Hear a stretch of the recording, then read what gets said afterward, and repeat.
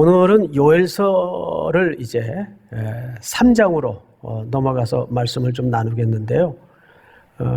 우선 오늘은 하나님께서 위기와 두려움에 묶여있는 이스라엘 백성들을 어떻게 회복하실 것이고 또 어디서 회복하실 것인가를 좀 집중적으로 보면서 어쩌면 이 시대에 우리 성도들이 살고 있는 상황과 어떻게 적용점을 찾아야 될 것인가를 보도록 하겠습니다. 우리 3장 1절을 좀 보실까요? 1절. 보라. 우리말에는 그냥 보라라고 좀 시작을 했는데 그 원문에는 왜냐하면 또는 그래서 보라. 그러니까 앞에 어떤 예고의 메시지의 이제 결과물을 3장에서 말씀하시겠다는 거죠. 우리 지난주 말씀을 그래서 상기시키지 않을 수가 없죠. 지난주는 하나님이 모든 육체에 뭘 부어주시겠다고 했죠? 하나님의 영을 부어주시겠다고 했어요. 그래서 남녀, 노소, 각계각층의 사람들이 하나님의 영을 받을 것이고 하나님은 구분 없이 그들에게 은혜를 부어서 온전한 회복을 일시적인 회복이 아니라 영구한 회복을 구원을 가져다 줄 것이다를 약속하고 있는 거죠. 그래서 이제 그 방법을 어떻게 하겠냐 그 말이 하나님께서 보라 그날 곧 내가 하나님이 주어가 됩니다. 유다와 예루살렘 가운데에서 사로잡힌 자들을 돌아오게 할 그때에 이제 하나님께서 포로됐던 자들을 돌아오게 하고 무너졌던 것들을 다 일으키고 회복하시겠다는 약속을 하시는데 그 약속을 구체적으로 어떻게 시행하실 것인가가 이제 오늘 2절입니다. 그런 차원에서 2절을 한번 같이 읽어볼까요? 2절 다 같이 시작. 내가 만국을 모아 데리고 여호사밧 골짜기에 내려가서 내 백성 곧 내 기업인 이스라엘을 위하여 거기에서 그들을 심문하리니 이는 그들이 이스라엘을 나라들 가운데 흩어버리고 나의 땅을 나누었음이며. 네, 여기 세 가지가 소개되죠. 첫째, 어디서? 여호사밧 골짜기에서 어떻게 하겠대요? 그들을 심문하겠다 또는 심판하겠다 그 뜻이에요. 왜? 이유를 들어보니까 이스라엘 나라들 가운데 흩어버리고 나의 땅을 나누었음이며, 흩어버렸다는 말은 이스라엘 백성들이 어떤 물리적인 힘에 의해서 다 포로로 끌려가고 땅은 나누어지고 그 뜻이에요. 그래서 하나님께서 여호사밧 골짜기에서 그들을 심판하겠다 이 뜻입니다. 근데 여기 명칭이 무슨 골짜기예요? 여호사밧 골짜기예요. 자, 그러면 요엘 선지자가 여호사밧 골짜기라고 굳이 인용을 하면서까지 이 지명을, 이름을 어떤 과거의 역사적 사건을 채용하고 인용하는 데에는 이유가 있을 것이고 그 역사적 사건이 왜 일어났고 그것이 무슨 일이었는가를 알아야지만 우리가 요엘 선지자를 통해 말씀하신 하나님의 정황을, 의도를 정확히 알 수가 있어요. 그래서 우리는 조금 시간 여행을 떠나서 앞서 어떤 역사가 있었는가, 우리 역대하 20장을 좀 읽어볼까요? 여호와의 영이 회중 가운데에서 레위 사람 야하시엘에게 임하였으니 그는 아삽 자손 마따냐의 현손이요 여이엘의 증손이요 분하야의 손자요 스가랴의 아들이더라. 여기까지만 끊고 좀 설명을 드리겠습니다. 이 당시 요엘 선지자가 활동하던 훨씬 이전의 어떤 역사예요. 유다와 이스라엘은 나누어져 있었어요. 근데 이때 유다 왕이 누군가 하면 바로 여호사밧이라는 왕이에요. 근데 어느 날 매우 긴급한 보고가 접수가 됩니다. 큰일 났습니다. 동쪽 사해를 넘어서 암몬과 모압이 연합군을 다른 부족과 합해서 거대한 연합군을 조직해서 이 민족을 먹으려고 지금 코앞에까지 닥쳐져 있습니다. 이런 위급하고 긴박한 보고가 접수된 겁니다. 이때 유다의 왕이었던 여호사밧. 근데 이 여호사밧이라는 이름이 무슨 뜻인가 하면 여호와 플러스 사바트, 사바트라는 말은 재판한다, 심판한다 그 뜻이에요. 그러면 이것을 맞물려 풀어놓자면 여호사밧이라는 이름의 뜻은 무슨 뜻이 되는고 하니 한번 같이 해보십시다. 하나님이 재판하신다 또는 하나님이 심판하신다 그 뜻이에요. 그게 왕의 이름 속에 담긴 의미예요. 이때 여호사밧 왕이 그 보고를 듣고 전쟁을 준비하는 게 아니라 제일 먼저 금식을 선포합니다. 그리고 두 번째는 모든 백성들로 하여금 하나님 앞에 엎드리도록 기도하게 만듭니다. 이것은 국가적 재난이고 시대적 위기니까 우리가 금식하며 기도하자. 이렇게 된 거죠. 그리고 나서 그 기도를 하나님께서 들으시고 방금 읽었던 역대하 20장 14절 말씀 볼까요? 하나님의 영이 임하는 거예요. 그리고 15절 야하시엘이 이르되 온 유다와 예루살렘 주민과 여호사밧 왕이여 들을지어다. 야하시엘이 여호와의 영이 임한 사람이에요. 이르되 온 유다와 예루살렘 주민과 여호사밧 왕이여 들을지어다. 여호와께서 이제 하나님의 메시지예요. 여호와께서 이같이 너희에게 말씀하시기를 너희는 이 큰 무리로 말미암아 뭐하지 말거나 두려워하거나 놀라지 말라. 두려워하거나 놀라지 말라. 여러분,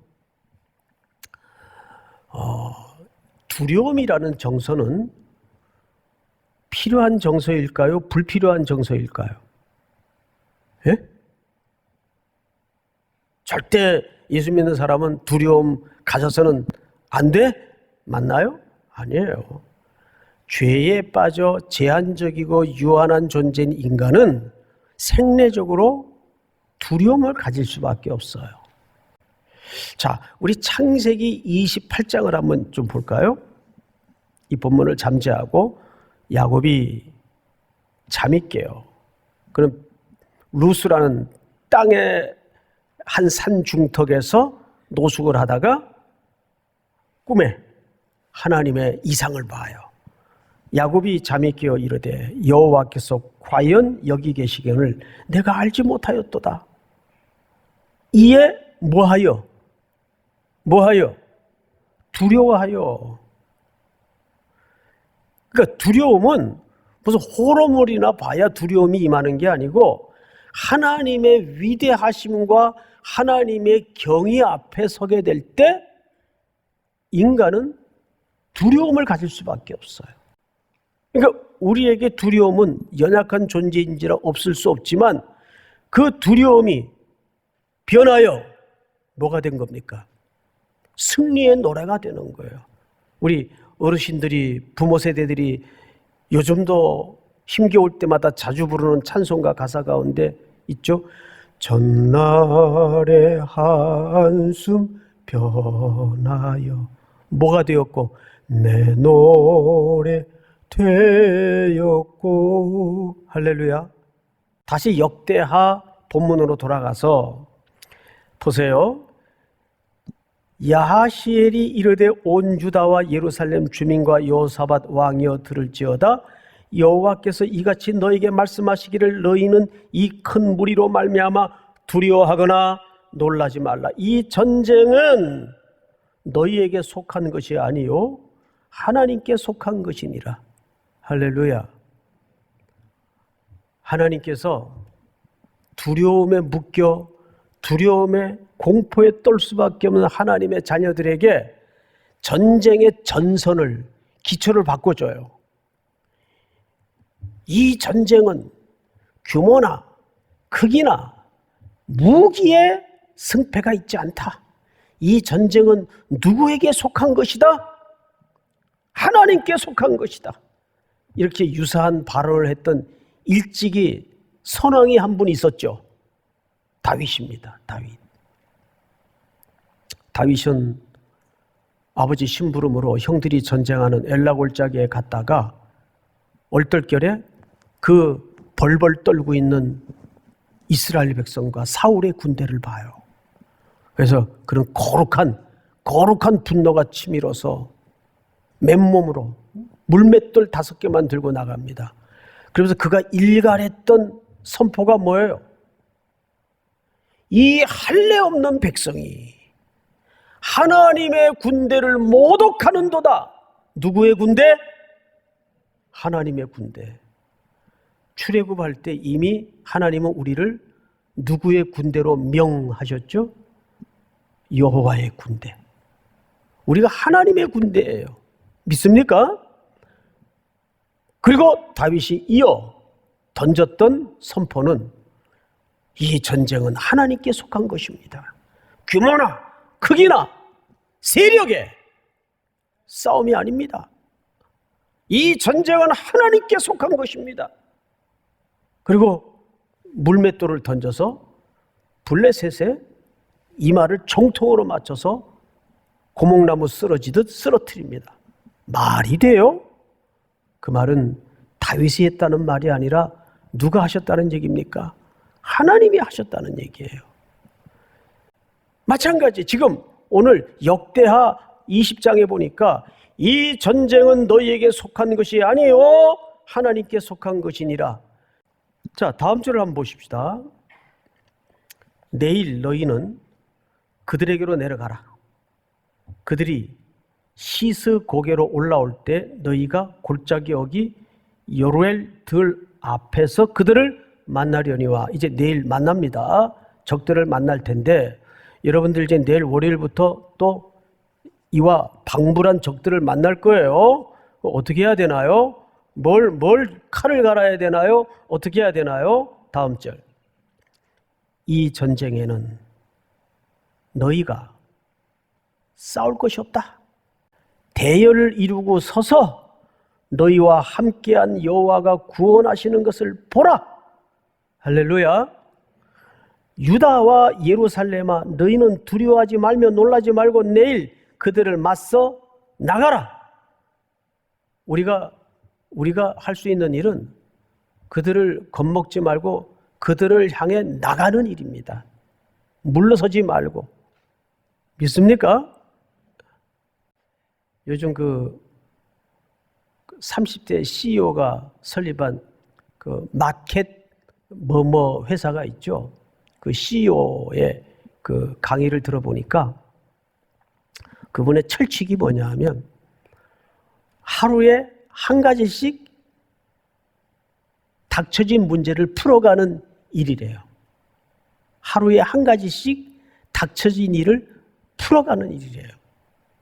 그러다 보니까 오늘날 그렇게 촉망받는 회사로 발전을 하더라. 그 얘기를. 간단한 말 같은데 굉장히 중요한 이야기입니다. 그걸 꾸준히 하니까 하나씩 난제가 치워지더라는 거죠. 우리 나가야 돼요.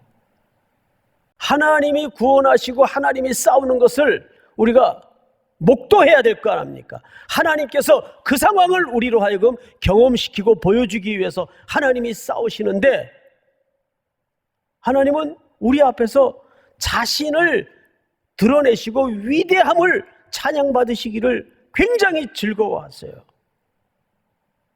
그런데 나가지도 않으면 하나님이 좀 우리 인간적인 표현으로 무슨 재미로 살아요? 에? 하나님이 무슨 맛으로 사냐 말이에요. 밥을 해놨으면 그걸 자녀들이 정말 짭짭거리면서 맛있게 먹는 걸 보여야 밥한 엄마가 흥이 날 거 아니에요. 기쁠 거 아니에요. 똑같은 거예요. 믿습니까? 하나님이 지금 상 다 차려놓고 가서 맛을 봐라. 이게 어떤지 했는데도 밥상에도 안 앉으면 그런 고얀 자식이 어디 있어요. 맛있게 먹어야지. 이 똑같은 거예요. 가서 너희 싸울 거 없다. 밥은 내가 다 해놨다. 가서 너희가 맛만 봐라, 맛만. 그것도 안 해. 할렐루야.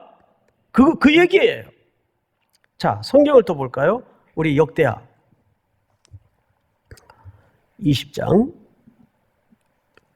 이게 이제 여호사밧의 골짜기를 이해하기 위해서 지금 좀 길게 설명을 드리니까, 이에 백성들이 아침에 일찍이 일어나서 드고와 들로 나가니라. 백성들이 나갔어요. 나갈 때 여호사밧이 서서 이르되 유다와 예루살렘 주민들아 내 말을 들을지어다. 너희는 너희 하나님 여호와를 뭐하라? 신뢰하라. 우리 아까 특송 가사에도 나오죠? 하나님을 신뢰하는 거. 그러니까 전쟁은 전략에, 무기에, 군대의 숫자에 승패가 갈라지지 않고 하나님의 백성들의 삶의 현장이라는 모든 전쟁은 그분을 신뢰하는 싸움이지 숫자로 싸우는 싸움이 아니에요. 규모나 크기로 싸우는 싸움이 아니에요. 성도의 삶의 전쟁은 그분을 신뢰하는 전쟁이에요. 믿습니까? 그분을 신뢰하는 싸움이에요. 우리 남은 2달 그분을 철저히 신뢰하십시다. 의지하십시다. 그게 능력이에요. 신뢰하라. 그리하면 경고히 서리라. 그의 선지자들을 신뢰하라. 그리하면 형통하리라. 다음 절. 다 같이 시작. 백성과 더불어 의논하고 노래하는 자들을 택하여 거룩한 예복을 입히고 군대 앞에서 행진하며 여호와를 찬송하여 이르기를 여호와께 감사하세 그의 인자하심이 영원하도다 하게 하였더니. 여러분, 이게 얼마나 지금 웃기는 장면인지 아십니까? 찬양을 하는데 왜 웃기지? 저게 무슨 상황이에요? 전쟁이란 말이에요. 이제 전쟁을 하고 있단 말이에요. 근데 여호사밧 왕이 하나님의 약속을 신뢰하고 제일 먼저 행렬의 조직 앞에 뭘 세웠어요? 찬양대를 먼저 세웠어요. 찬양대를. 찬양이라는 것은 그분의 위대하심과 그분의 능력을 가슴이 터치도록 흥겨움으로 폭발하는 음악이에요. 믿습니까? 그러면 이게 무슨 소리예요? 이미 하나님의 언약을 믿고 그분이 이루어 놓으신 승리를 믿고 뭘 먼저 선포하는 겁니까? 그 승리의 선포의 또 다른 표현이 찬양으로 준비되는 거예요. 여러분, 그래서 힘겹거나 어둡거나 공고할 때 마음이 여러 가지로 눈에 보이는 것들로 들려오는 것들로 짓눌릴 때 뭘 해야 돼요? 찬양하세요. 목이 터져라 찬양하지 마시고 가슴이 터져라 찬양하세요. 찬양은 놀라운 능력이 나타납니다. 하나님이 가장 기뻐하시는 거예요. 그래서 내 백성은 내가 찬송케 하기 위해서 지었다 그러잖아요. 얼마나 찬양이 중요해요. 우리가 말씀을 선포하고 말씀을 듣는 것도 중요하지만 못지않게 그분을 경배하고 그분을 높이는 찬양 또한 중요하단 말이에요. 그래서 가장 좋은 찬양은 자기의 어떤 간증이 담기고 고백이 담기는 것도 넓은 의미에서는 좋은데 더 명징스러운 정확한 찬양은 하나님의 능력과 그분의 구원하심과 그분의 경이로움과 그분의 위대하심을 노래하는 거예요. 믿습니까? 어둠의 구석구석까지 그 하나님의 통치가 선포되도록 여러분들이 찬양하는 거예요. 찬양. 이 찬양대를 앞에 세워버려요. 다음 절을 볼까요? 그 노래와 찬송이 시작될 때에 여호와께서 복병을 두어 유다를 치러 온 암몬 자손과 모압과 세일산 주민들을 치게 하심으로 그들이 패하였으니, 나중에 집에 돌아가셔서 이 다음 절을 한번 쭉 읽어보세요. 그들이 어떻게 서로 망하는지 아세요? 지들끼리 막 치고받고 죽어요. 한 명도 남김없이. 자기네들끼리 막 치고받아요. 적들끼리. 우리 다음 절을 볼까요? 곧 암몬과 모압 자손이 일어나 세일산 주민들을 쳐서 진멸하고, 보세요. 곧 암몬과 모압 자손이 일어나 세일 주민들을 쳐. 이게 다 연합군들이거든요. 그러니까 자기네들끼리 물고 죽이는 거예요. 세일 주민들을 멸한 후에는 그들이 서로 쳐 죽였더라. 서로 쳐 죽였더라.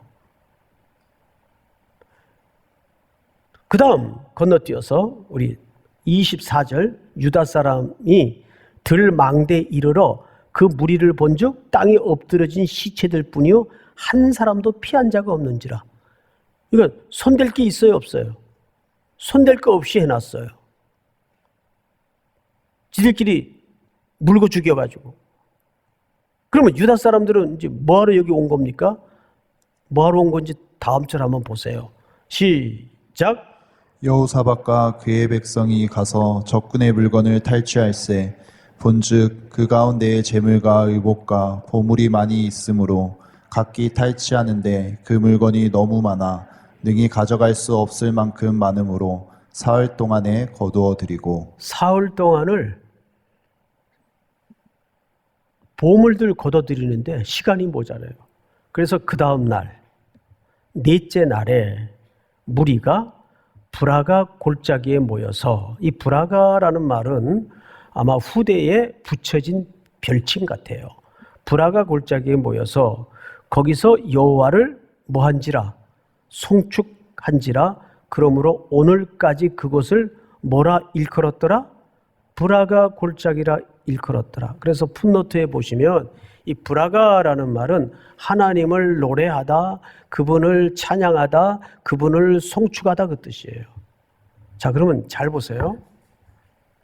이 브라가 골짜기는 또 다른 표현으로 무슨 골짜기죠? 여호사밧의 골짜기예요. 그러니까 하나님의 대적들에게는 이 골짜기는 무슨 골짜기가 됐어요? 심판의 골짜기가 됐어요. 그렇죠? 그런데 하나님의 백성들에게는 이 골짜기가 무슨 골짜기가 됐어요? 브라가 골짜기가 됐어요. 할렐루야. 여러분은 삶이라는 이 사망의 골짜기를 뭘로 만들어야 될까요? 브라가 골짜기로 만들어야 돼요. 믿습니까? 지금 이 시대가 브라가 골짜기가 아니라 여호사밧의 골짜기예요. 근데 거기에서 분연히 하나님의 백성들이 여호사밧 왕의 하나님께로 나아갔던 그 원리를 따라 일어나야 돼요. 믿습니까? 오늘 이 말씀이 다시 한번 11호를 맞는 우리 모든 형제자매들에게 큰 사는 삶의 힘이 되고 동력이 될 수 있기를 주님의 이름으로 축원하고 축복합니다.